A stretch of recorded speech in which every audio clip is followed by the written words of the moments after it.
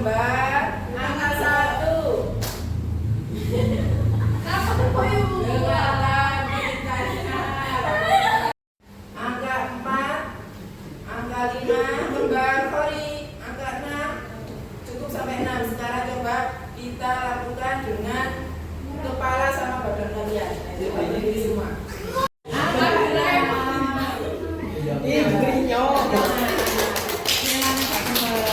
Alhamdulillah.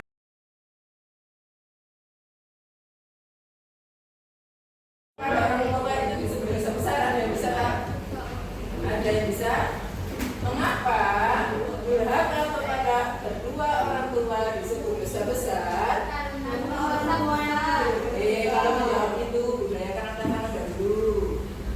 Nah, ayo bakar tim. Bakar tim. Karena orang yang merawat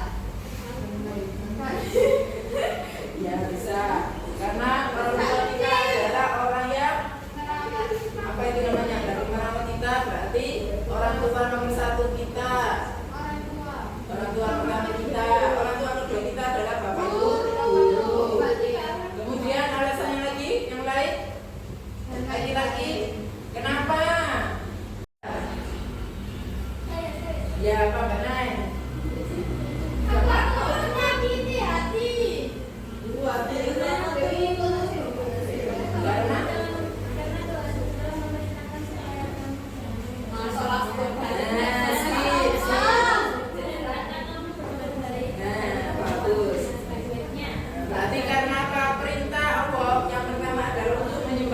Beliau atau taat kepada Allah, dan yang kedua adalah perintah Allah adalah apa? Berbuat baik kepada orang tua. Itulah alasan mengapa durhaka kepada orang tua disebut dosa besar. Banyak sekali alasan sebenarnya, nanti kita akan membahas. Dan yang kedua, apa dampak meninggalkan sholat dalam kehidupan sehari-hari? Ayo Mas Boni, Peter. Alasan kenapa? Katanya bisa stres. Boleh. Terus yang lain? Ayo berpikir positif. Bisa, bagus. Itu pada akhirnya kita akan, kalau kita meninggalkan sholat, kita akan masuk neraka pada akhirnya. Amalnya bisa seperti tadi Boni, bisa menimbulkan stres, bisa menimbulkan hati kita tidak tenang, atau was-was. Ini gak sholat itu dari was-was, was-was dari stres. Bisa. Ada yang lain?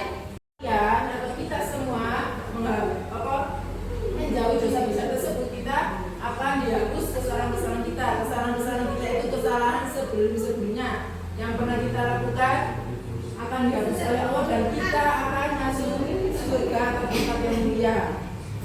Selanjutnya,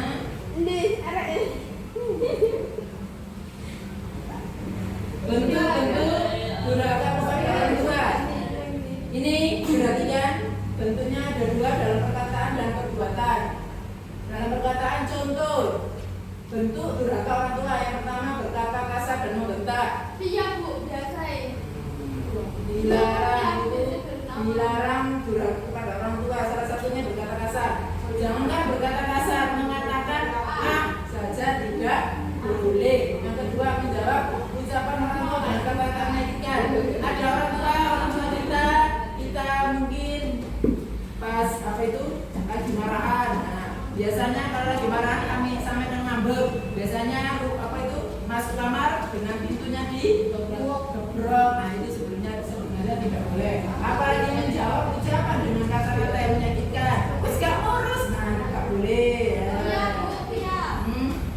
Kalau saya pribadi biasanya kalau lagi marah sama orang tua, saya tinggal pergi aja biar tidak sakit hati. Jadi nomor 3, untuk ketiga, menghina atau mencela orang tua, gak boleh ya. Sesakit hatinya kita pada orang tua, kita harus menahan. Mengapa? Karena orang tua adalah orang tua itu pembimbing pertama tadi ya, seperti yang dijelaskan satu Naila tadi, Naila tadi, bahwa orang tua adalah pembimbing pertama sesudah SD. Yang keempat,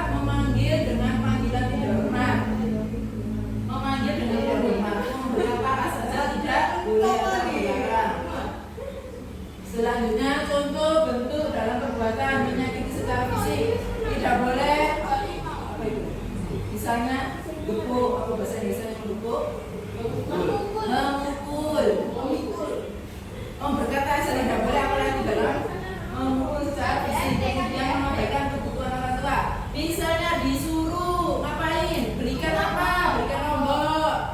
Gak mau sih, bentar. Nah, itu sebenarnya tidak boleh. Itu sudah termasuk anda berlaku kepada orang tua. Kalau memang tidak bisa, bilang saja sebentar dulu lagi. Kalau memang nggak bisa ya, kalau mau HP jangan ya. Misalnya lagi mengerjakan ya, satu lagi apa? Sebentar lagi mungkin orang tua akan memahami. Asalkan kita mau berkomunikasi. Orang tua sampai masih ada, masih hidup. Suatu saat kita semua akan menjadi camat. Apa itu camat? Kalau Maya Betul, ini pinter ya. 20 berapa kali sih? Jadi kalau Maya kita semua itu calon Maya. Jadi sebisa mungkin kita harus berbuat baik, apalagi kepada orang tua. Keempat, tidak menjalankan nasihat baik dari orang tua. Kelima, memutus hubungan dengan orang tua. Nah ini hati-hati. Kalau misalnya suatu saat nanti sampai sudah berkeluarga, biasanya terjadi masalah yang sangat besar dalam keluarga dengan suami, dengan apalagi dengan orang tua. Suatu saat kalian akan merasakannya. Besok kalian akan mengerti. Sekarang kan masih remaja, masih disayang, masih sama orang tua itu disayang-sayang. Besok kalau kalian sudah berkeluarga, orang tua sama suami yang laki-laki istri, nah suatu saat akan terjadi suatu masalah dalam keluarga tersebut. Kalian harus bisa meredam, bisa sabar dan mengkondisikan keadaan, jangan sampai memutus hubungan dengan orang tua. Ingat, orang tua adalah pembimbing pertama kalian semua. Nomor selanjutnya, akibat durhaka kepada orang tua. Yang pertama, tidak mendapatkan keberkahan hidup. Kalian kalau tidak berbakti pada orang tua atau durhaka pada orang tua, tidak menurut murka Allah, marah Allah, bergantung pada marah orang tua. Kalau orang tua kalian sudah marah, ubun-ubunnya sudah naik, nah Allah juga akan murka pada kalian. Oke? Selanjutnya, kehidupan kalian akan sulit. Nah, seperti nomor 1 tadi, sekaya apapun kalian besok, suatu hari nanti, kalau kalian durhaka kepada orang tua, hidup kalian akan sulit, tidak akan berkah. Seperti cerita apa yang dikutuk jadi batu. Nah, lo kan Roni sampai telu, ya sih. Nomor 4, dosa-dosa yang mendatangkan siksa di dunia dan di akhirat. Suatu apa itu? Jika kalian durhaka kepada orang tua suatu hari nanti, atau ketika kalian sudah meninggal dan di akhirat akan mendapatkan siksa yang jelas. Karena itu termasuk dosa. Lanjut, meninggalkan sholat. Tadi berbakti kepada orang tua, sekarang meninggalkan sholat. Artinya secara sengaja dan selalu terjaga untuk kalian, maka Allah akan menjamin kalian akan masuk surga. Kalau bisa menjaga wudhu sampai setiap saat. Terus sholat berjamaah di masjid.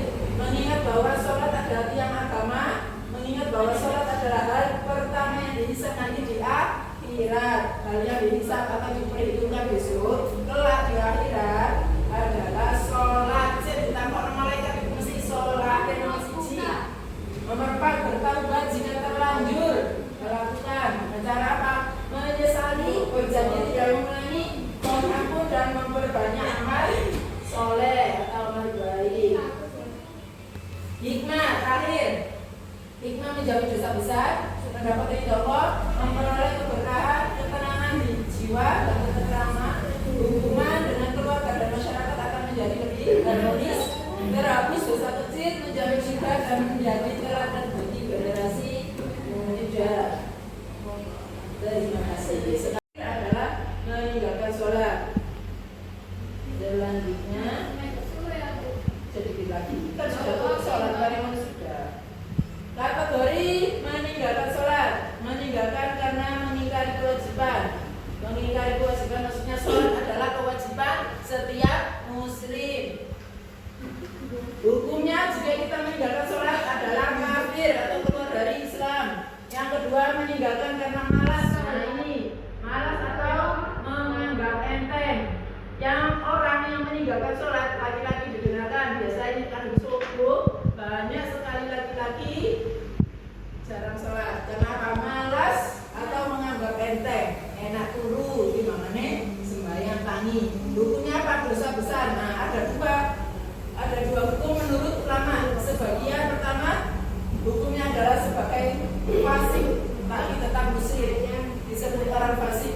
Kedua disebut kafir karena sebagian besar sahabat dan imam amal. Jadi bisa jadi orang yang meninggalkan sholat karena tadi malas atau menganggap enteng. Hukumnya ada yang mengatakan fasik dan ada yang mengatakan kafir. Kemudian yang ketiga, meninggalkan karena lupa atau tertidur. Beda ya, tadi malas sama tertidur ya. Kalau orang sudah bangun wis ngelilir, alarmnya wis bunyi, HP-nya berbunyi, nah bisa dipintas. Nah itu namanya malas atau menganggap enteng. Beda lagi kalau memang tertidur. Hukumnya adalah wajib mengqadha saat ingat atau bangun, segera bangun, itu berarti tidak dosa karena memang tidak di... Ayo mulai start. Nah yuk silakan dikerjakan. Ini modelnya itu diklik spin in-nya diklik akan berputar memilih soal yang tersedia. Ayo langsung dikerjakan. Ayo